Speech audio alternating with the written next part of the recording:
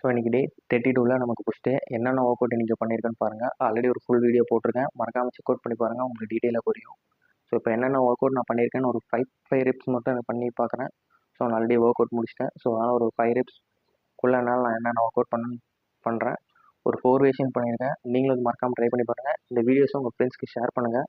புதுசாக பார்க்குறவங்க மறக்காமல் சப்ஸ்கிரைப் பண்ணிட்டு டெய்லி ஹார்ட் ஒர்க் பண்ணுங்கள். ஸோ ஃபர்ஸ்ட் வேரியேஷன் பார்த்தலாம். ஃபர்ஸ்ட் வந்து பைக் பண்ணேன். So bike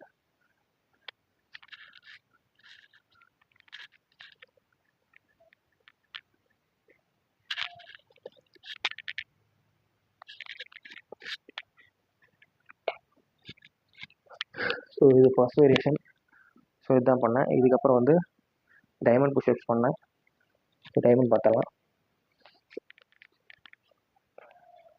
1 2 3 4 5. ஸோ இது செகண்ட் வேரியேஷன் நான் பண்ணேன்.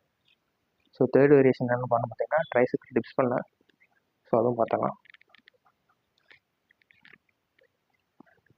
1 2 3 4 5.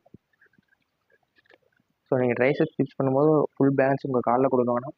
ஃபுல்லோடு உங்கள் ட்ரைசெப்ஸ் விழுற மாதிரி பார்த்துக்கோங்க. கீழே இறங்கிட்டு மேலே ஏறும்போது உங்கள் பாடி வெயிட்டை ஃபுல்லாக உங்கள் ட்ரைசெப்ஸில் வச்சு தூக்குற மாதிரி பார்த்துக்கோங்க. ஸோ ஆல்ரெடி நம்ம 3 வேரியேஷன் பார்த்துட்டோம்.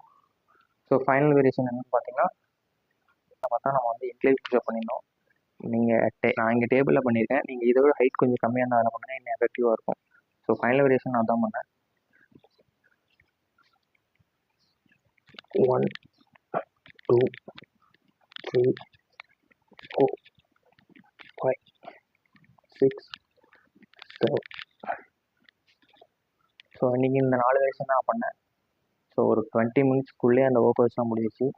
ஃபுல் வீடியோ போட்டிருக்கேன், மறக்காமல் பாருங்கள். ஸோ அந்த வீடியோவில் கொஞ்சம் தலை மட்டும் கரெக்டாக இருக்குன்னு நினைக்கிறேன். ஸோ ஒர்க் அவுட்லாம் ஆனால் கரெக்டாக தெரியும். ஸோ மறக்காமல் வீடியோ ஃபுல்லாக பாருங்கள், உங்கள் ஃப்ரெண்ட்ஸ்க்கு ஷேர் பண்ணுங்கள்.